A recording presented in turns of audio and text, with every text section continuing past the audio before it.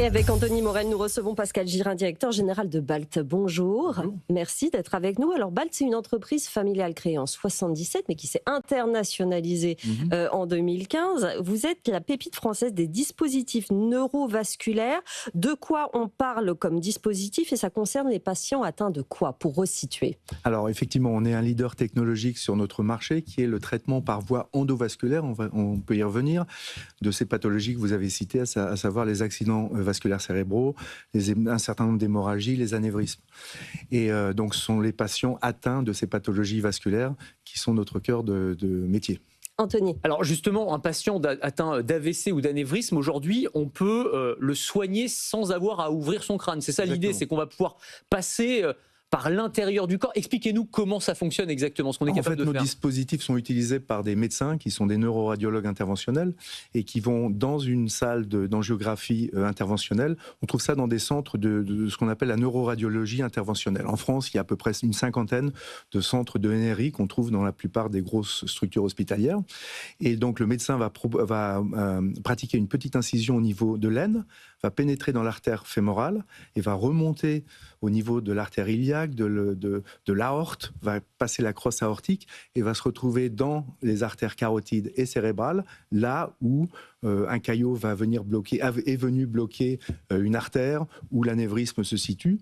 Et il va faire tout ce chemin avec des dispositifs tels que ceux de BALT, qui sont des dispositifs d'accès, on parle de microcathéters, de guides. Et une fois que le système est en place, à ce moment-là, le médecin va venir déployer d'autres dispositifs de BALT, notamment, qui vont permettre de récupérer le caillot en l'aspirant ou en le capturant dans un petit stent, ou combler un anévrisme pour éviter qu'il ne rompe, ou ce genre de choses. Donc ça veut dire que les dispositifs sur lesquels vous travaillez, ils sont fins comme un cheveu, quoi. Comme un cheveu, oui, c'est ça. Et les cathéters peuvent aller à une dimension de quelques millimètres.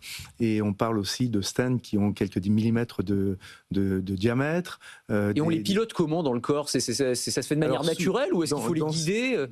Oui, alors dans ces salles d'angiographie, c'est la main du chirurgien qui les guide. Peut-être que dans certaines années, on verra des robots, pourquoi pas. Mais aujourd'hui, c'est la main du chirurgien qui les guide, avec des systèmes d'imagerie extrêmement sophistiqués qui permettent de voir en permanence, sous radio-opacité, le cheminement de ces dispositifs dans les artères. Donc on est comme dans un jeu vidéo, on fait remonter le cathéter. Un peu plus sérieux qu'un jeu vidéo. Oui, il y a des jeux vidéo sérieux après, mais oui, j'imagine. Là, on va laisser des jeux vidéo qui sauvent les vies, là, pour le coup. Oui, tout à fait. Quand on vous écoute, on sent et on voit une vraie expertise médicale française. Or, vous vous étendez encore davantage aux États-Unis. Pour le moment, c'est 30% de votre chiffre d'affaires, mais vous comptez faire plus. Pourquoi cette stratégie? Est-ce que c'est parce que vous êtes assez étendu sur la France et que ce marché-là, finalement, est mature, ou est-ce que c'est parce qu'il y a beaucoup plus d'opportunités et financières et business là-bas?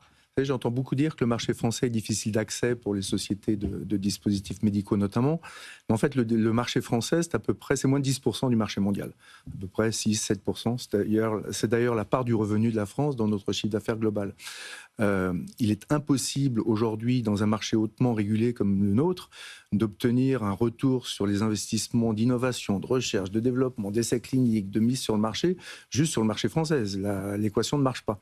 D'où le succès de BALT qui consiste à venir pénétrer d'autres marchés internationaux et le marché américain qui effectivement coûte très cher à l'entrée mais qui a des retours sur investissement énormes parce que les prix en moyenne sont 4 à 6 fois supérieurs aux prix européens. Ah oui, c'est ça. Mais est-ce que vous avez des concurrents ou vous êtes les seuls à avoir cette technologie? Alors moi je présente toujours BALT comme le leader technologique. C'est ce qui m'intéresse plus que la taille de la société. Nos concurrents sont principalement des gros groupes américains et j'ai la faiblesse de croire qu'on est beaucoup plus rapide et qu'on introduit des innovations de manière beaucoup plus rapide que ses concurrents. Et c'est quoi alors quand vous parlez d'innovation, ça va être quoi? C'est sur le type de matériaux utilisés, c'est sur la finesse de ce que vous disiez de vos cathéters? Ce sont des dispositifs qui vont permettre de naviguer dans des branches du cerveau, vasculaires du cerveau, auxquelles on n'a pas accès aujourd'hui.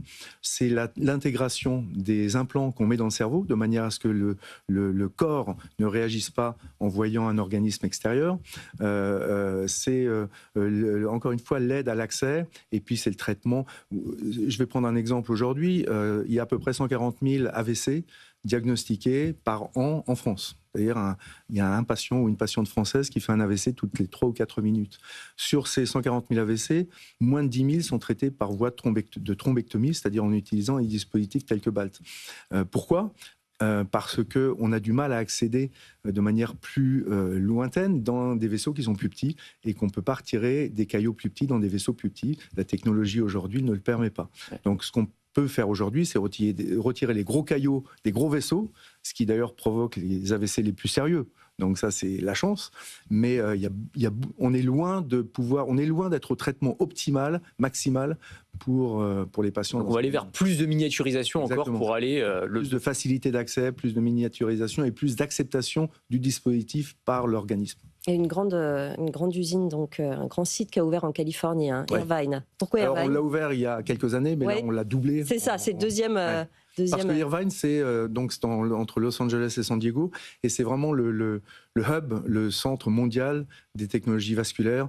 Donc là-bas, vous avez une main-d'œuvre qualifiée, vous avez une expertise en R&D, en technologie qui est assez unique. Donc si on veut être un acteur sur le marché, dans mon domaine, sur le marché américain, il faut être là-bas. Chiffre d'affaires visé en 2030, $1 milliard. On a fait, alors en 2024, on était à 300 millions. En 2025, en 2026, on va faire 400 millions. En 2027, on va faire 500 millions. Donc vous continuez et on fera $1 milliard en 2030. Il faudra revenir pour les différentes étapes. Merci beaucoup, Pascal Girin, d'être venu nous voir, directeur général de BALT dans la French Tech.